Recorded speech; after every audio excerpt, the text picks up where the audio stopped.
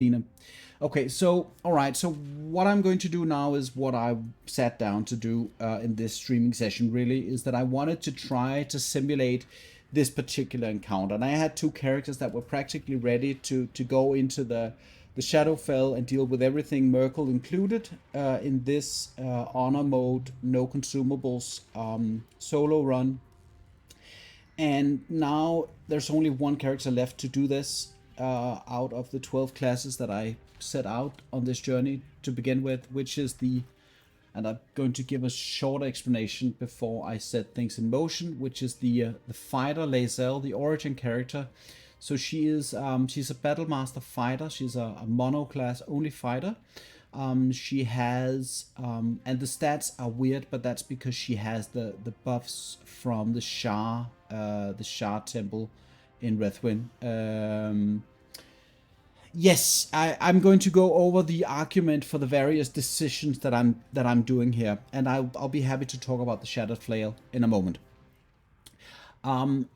The stats are from the buffs. The 14 Constitution is a conscious decision. I have it's a mid high score.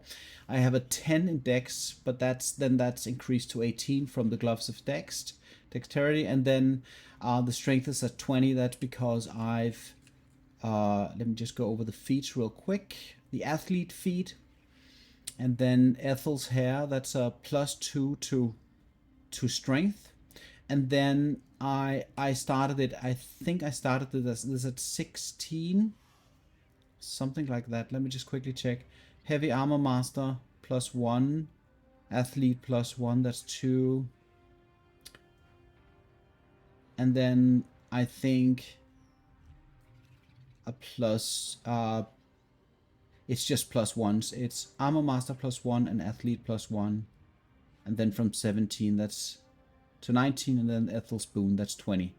So the feats are dual wielder feat, to be able to wield two non-versatile weapons or heavier weapons in my hands, and then the Heavy Armor Master feat, and then let me just check the last feat.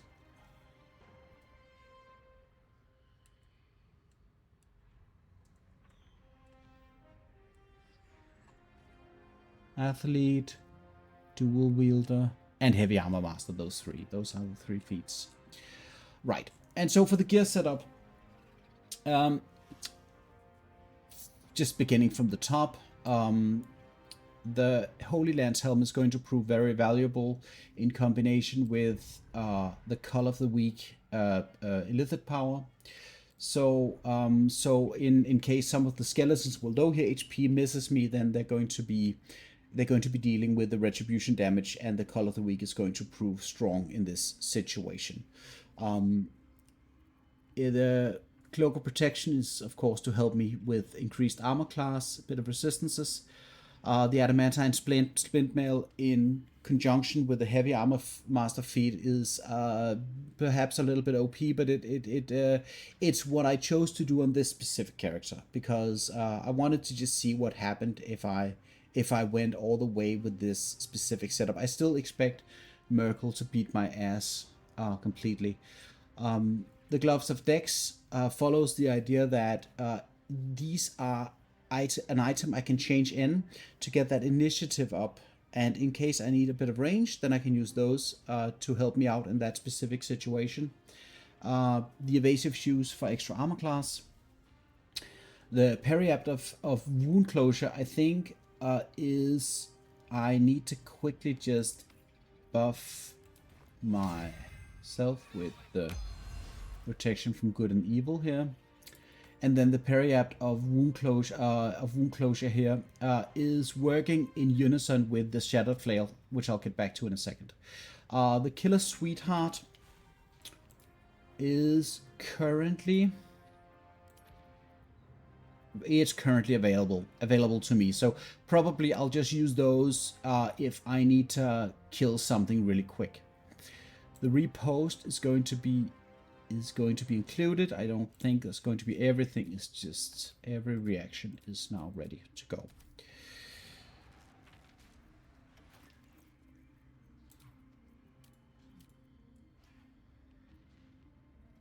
Yes, and then we're going to do a dexterity.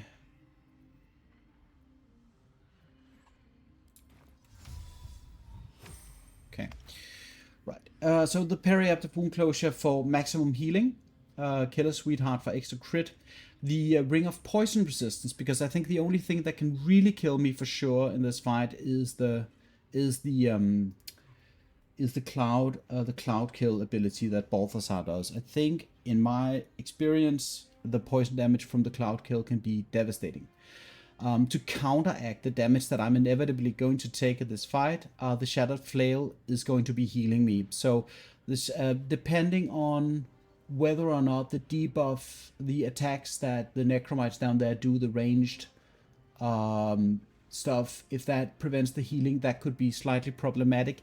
But then I'm still in the situation where the skeletons are vulnerable to bludgeoning damage. So I need, regardless of what I choose to do, I need some kind of bludgeon source, which I can choose other items than the Shattered Flail. I could use the Defender's Flail instead, because the Defender's Flail is an obvious choice. It's a very good choice. But then if I'm able to get any healing off, that's going to prolong my sustain a whole lot more. The Blood of Lathander is just very, very, very good for this encounter. The skeletons will just die like flies if I release the Sunbeam on them. So the combination of these two I hope will work. The Near Misser in the offhand for strong bonus actions on the skeletons, and a random +1 hand crossbow in main hand is pretty much the setup that I'm working with. On the buff side, the Bliss Spores, because I intend to fight Merkel from Act 1. All of the buffs, the Night Singer's Favor, Necrotic Resistance. This one in particular is strong against the attack, the ranged, forget the word, but the ranged necrotic attack, because that's a physical attack roll. So that's going to increase the resistance to that damage. It's going to be very strong for this. And then pretty much everything else, protection from good and evil, is going to work until it won't. So yeah, that is pretty much it. I have high hopes for this, but we'll have to see how that works. The Draconic element, obviously yes, that is true. I chose the thunder element. I just want to be sure that the element on the weapon is not something that's going to be resisted, basically. So I don't think there's any thunder resistance down there. Sometimes undeads are resistant to cold. So I just, I wasn't planning. I could have tried to use perhaps what do we have at the what do we have those? The Gloves of the Belligerent Skies, to try and use reverberation in this fight. My gut feeling tells me that the skeletons are going to explode when I attack them. So it's going to be, if I survive 3 or 4 rounds of barrages in my direction, and then hopefully I can get to fight Balthazar 101 in the end. That's my hope. Okay, yeah, the plugin is not perfect. Okay, let's just quickly see. So a couple of general things about the encounter, because this is an encounter, at least in the challenge runner solo community, is not done very often. At some point, people agreed that what you do is you release Balthazar on the Dark Justiciars and you kill him right then and there, and then you can go to the Night Song whenever you feel ready, in peace and quiet, and nobody's going to resist you. This fight is, I think, one of the most iconic fights in all of Baldur's Gate, and it's a shame that it's not done. So that's the reason for doing it. I think it does give a little bit of increased XP, even if you kill all of Balthazar's friend at the Dark Justicia room in the Gauntlet of Shaw, and then you go and do this, you get more XP, you get more monsters. I think the density is going to increase.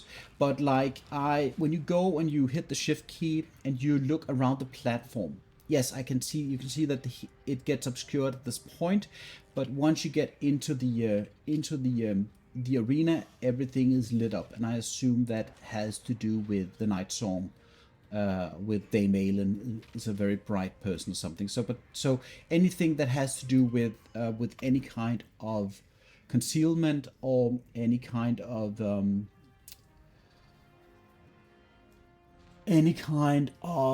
obscurement is not going to work.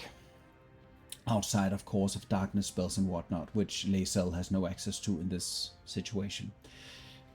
And that's also one of the reasons why I choose this particular set of gear, because it just doesn't. I don't benefit from anything else really. I am probably going to just do the gloves of the automaton before the fight, because for whatever reason the heal from the flint mace still persists, even though I become a construct. So I don't quite know what the downside to using these gloves are. It seems that there are not many downsides to use. It seems like just a best in slot buff before any fight. All right, let's not postpone this any further. Let's summon the dog here. Yeah, apologies for any kind of commercials being thrown at you guys. I don't know how to turn it off. Okay, so do I want extra damage? No, I don't want to change anything with my setup, I think. So I'm just going to... I think what I want to do is I want to go to this position, because if you, in this fight, if you're placed anywhere down in this region, the big skeletal guys will actively push you off the platform, which I've tried. So that's you need to go get your back against the wall as soon as possible, preferably to high ground, so the skeletals spawning up here actively have to run around in order to reach you. And so there will be a cloud kill and you'll need to move backwards and forwards and stuff. But like once the music's playing, I think that's not an issue. Right, don't think there's anything else really. Don't think let me just check that just to be sure. Oh, okay, it does matter. It does matter. So the jump does matter. So I should have used the ring of jumping. All right. Okie dokie. So hopefully the encounter is going to start once I jump over here. Let's see. Oh no. Okay then. Here we go. Keep back. It will take. Hold your tongue, Aelin. All right. Okay. Balthazar wins initiative. Ray of Sickness. And he's upcasting that. Let's blast him. Okay. Yeah. Right. So I'm going to get the turn. So now I'm going to take just a few seconds to talk about this, because it is something that kind of needs to be demystified a little bit. The apostate, I think all of these gives like a decent chunk of XP. The apostate defenders are standard melee mobs that attack you. They don't have any special properties. I think it's just a melee mob that will hit you. The sentinels are slightly different. These are ranger type mobs, also low HP. But the librarians, if I remember correctly, are the ones that's going to cast the spell that prevents me from healing. Those would be the dangerous type mobs, I guess. The destroyers are the ones that causes they push you, so those are the dangerous ones. And so we have a couple of skeletons all over the place. But my assumption is that in this fight, if I can keep to this area over here, Balthazar is going to be a huge nuisance, of course, but like the rest, I'm going to probably just kill. So before I start this fight, this general strategy for my Lae'zel, she's a dual wielder, so that's that. But the general strategy is to pack as much damage into her actions as humanly possible. And the way that I plan on doing this generally is by applying as many damage riders as I can into the fight. That also includes the psionic overload, which in principle should be bad because I'm also concentrating on something. However, The damage reduction from the adamantine splint armor in principle reduces all of the damage that I take from the psionic overload to 0 on average. So that's going to work very well for me here. The one question I do have before committing to this fight is, could I in principle kill all of these guys with one bonus action?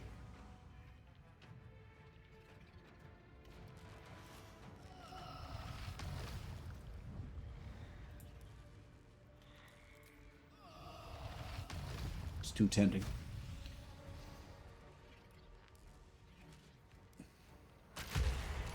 There we go.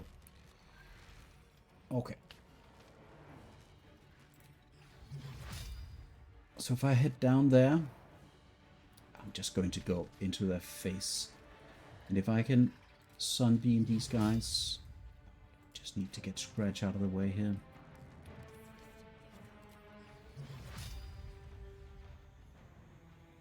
Like so.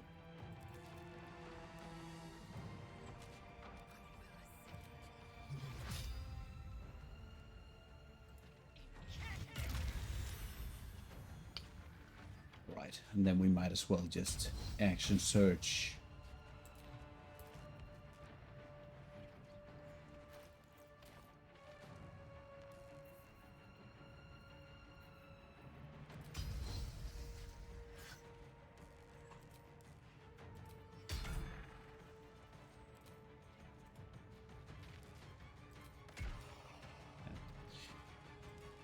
Okay, and then we end the turn.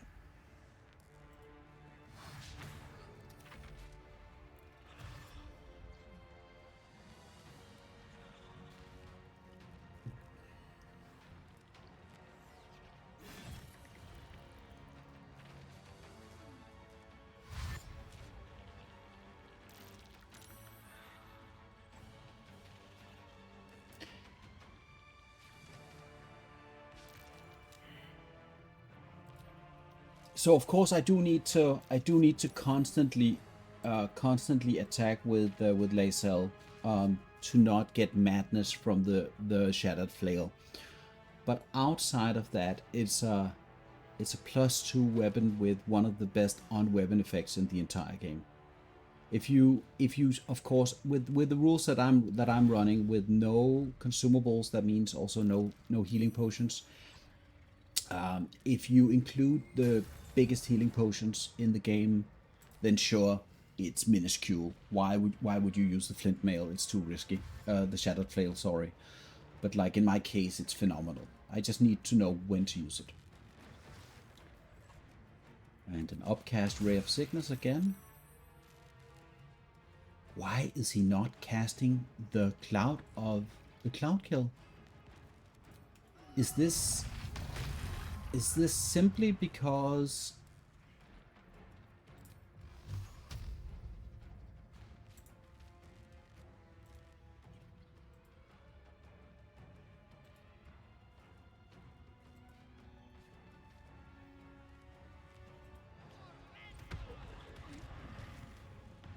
okay, that wasn't the best action.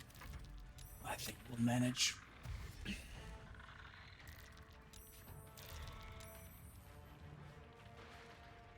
And they're all blind from Lathander's light.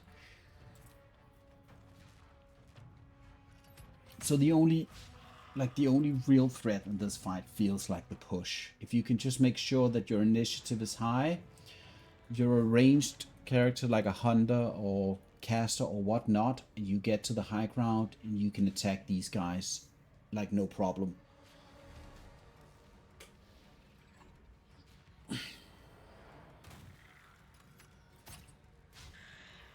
And I feel a little bit like the Cloud Kill is more dangerous than the Cloud Kill is more dangerous than the Ray of Sickness, because the Ray of Sickness is in fact it's an attack roll, whereas the other thing is a saving throw. So like I don't understand why. Is he in range to push me for that? I don't think he can. Let's see if he does. Oh.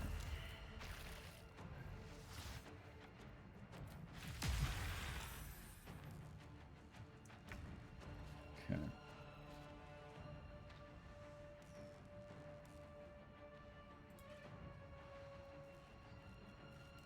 yeah, I forgot to turn off the automatic dual wielding. So if I go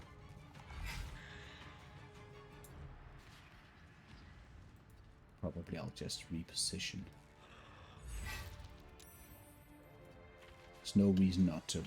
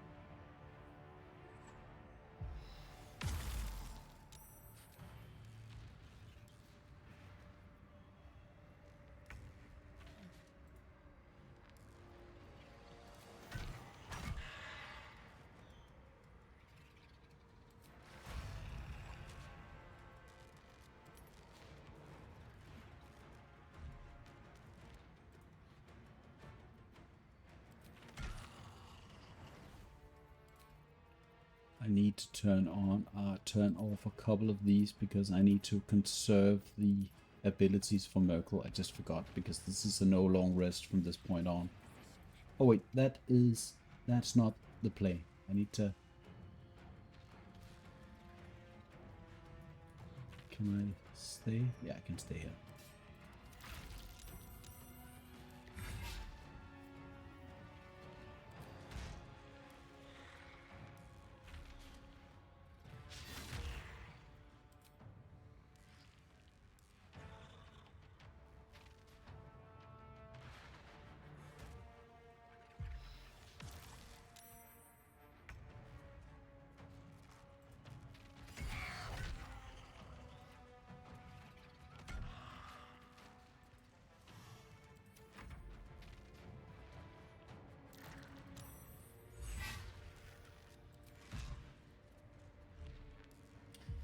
I'm assuming, yeah, this was my assumption that was going to be killing me.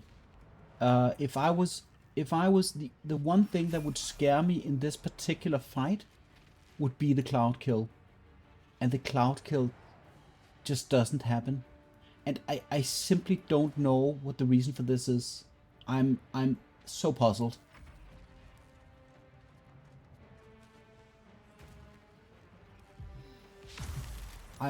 I'm assuming it's because I only have one party member.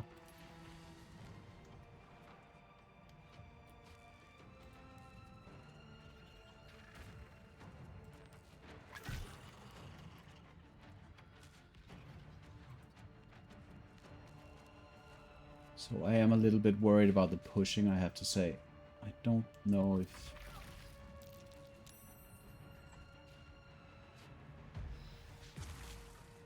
Okay. Don't know if Balthazar actually pushes. No clue.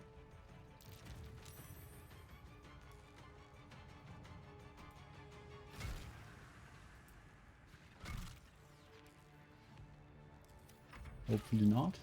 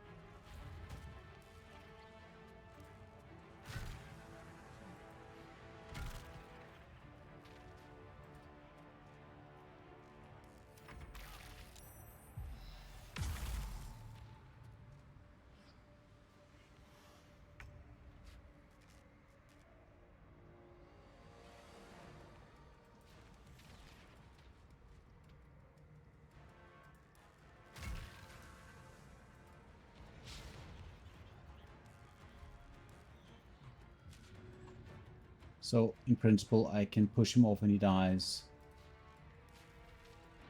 Or not really.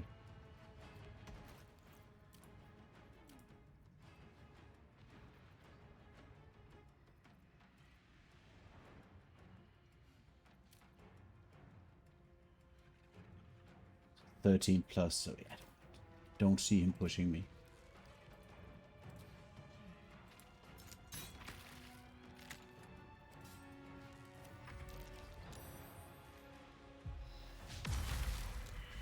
Okay. I made a little bit of a mistake here by